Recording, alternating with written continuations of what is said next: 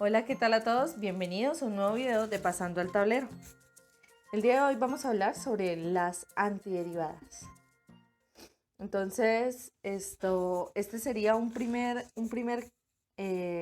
capítulo al tema de las integrales. Pero pues para tocar esos temas primero podemos basarnos o conectar todos estos nuevos conceptos con los que ya tenemos de las derivadas. Entonces, suponiendo que a nosotros nos dieran una función, un f de x igual a x al cubo, y yo tuviese que calcular la derivada, pues según las normas, las reglas de derivación que yo ya aprendí en el pasado, yo sabría que es 3x cuadrado.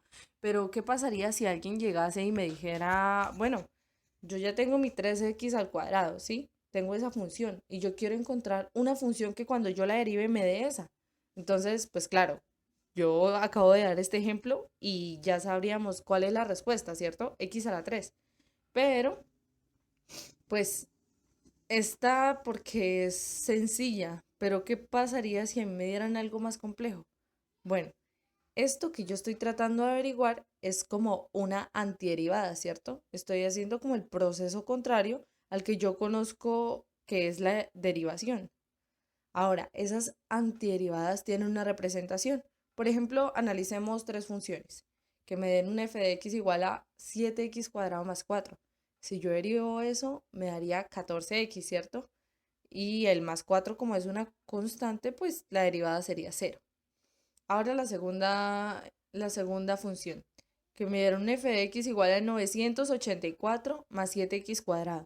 Si yo lo derivase, 984 es una constante, así que la derivada sería cero, pero el 7x al cuadrado, pues la derivada sería 14x.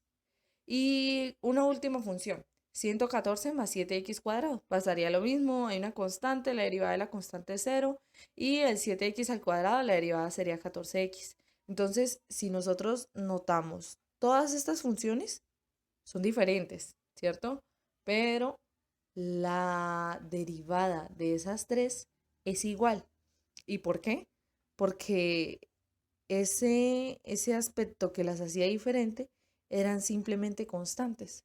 Entonces, si a mí me dieran esta derivada, que es 14x, y me preguntasen, bueno, ¿y qué función tengo que derivar para que me dé esta de acá? O sea, ¿cuál sería la antiderivada de esta de acá? Pues yo simplemente podría poner el 14x, que ese es el que me va a arrojar, perdón, acá lo puse mal, acá tendría que poner mi 7x al cuadrado, ¿cierto? Y el más c, porque al fin y al cabo todas estas funciones diferían solo en la constante. Entonces hay algo que se llama antiderivada general. Y lo que la hace general, perdón, lo que la hace general es que haya un más c que cuando yo lo vaya a derivar me dé simplemente cero y no haya ninguna diferencia entre ninguna de estas tres derivadas. Ahora, todo esto tiene una notación.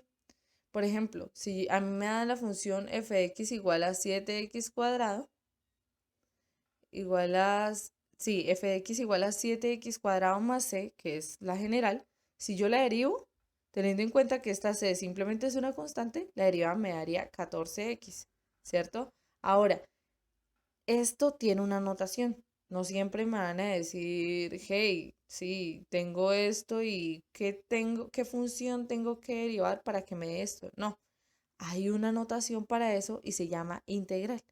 Este simbolito acá se llama integral.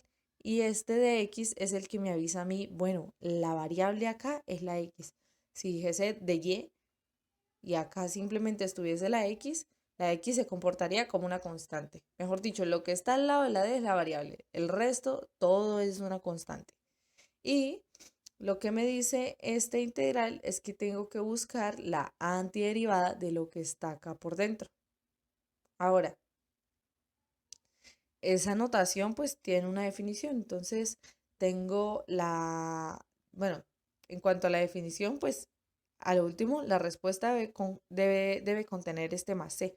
Es importante porque, bueno, en el caso de que a mí en un ejercicio me pidiesen una antiderivada o sí, digamos que una antiderivada, Yo podría poner o esta de acá, o esta de acá. Pero si a mí me piden la antiderivada, se supone que yo estoy hablando de la antiderivada general, de esta de acá. Sí, de esta de acá. De la f de x es igual a 7x cuadrado más c, que acá me quedó mal escrita. Yo estaría hablando de esta. Por eso es tan importante poner el más c. O sea, si en algún momento de la vida un profesor llegase a pedirme una antiderivada, podría poner cualquiera de las que están acá. Pero pues ese no es el caso. Esta integral lo que me dice es que yo estoy integrando con respecto a x y que necesito encontrar una antiderivada de ese 14x. Ahora, este más c es el que yo les estaba hablando 2 diapositivas antes y la definición simplemente dice que si derivo este de acá, encuentro este que está por dentro de la integral. Por eso se llama antiderivada, porque es la operación contraria. En cálculo 1 uno aprende a pasar de aquí a acá. Ahora lo que vamos a hacer es pasar de esta de acá, de este f de x como minúscula, a la antiderivada. Bueno, un dato es que la integración es la inversa de la derivación. Entonces, si yo derivo algo y por dentro de estos corcheticos tengo una integral, como son operaciones inversas, pues simplemente al final voy a tener la integral. Y el proceso contrario, pues también es válido. Y esta es prácticamente la base que uno debe tener para las integrales. Ya de ahí en adelante uno puede tener en cuenta una tabla de fórmulas de integración que bueno, viene cada una como con su puesto. Por ejemplo, yo sabía que la derivada de x es 1, ¿cierto? Entonces, si yo voy a integrar ese 1, también daría una x, o sea, es el proceso contrario. Y hay unas fórmulas que uno puede empezar por aprendérselas, ¿sí?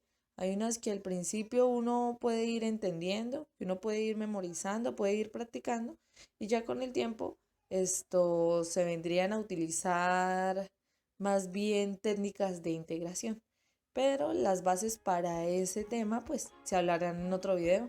Entonces eso es todo, espero que les haya gustado. Esto es Pasando al Tablero y espero que hayan entendido las bases que se necesitan para comprender lo que es la integración o los principios de ella, que es la antiderivada. Chao, chao.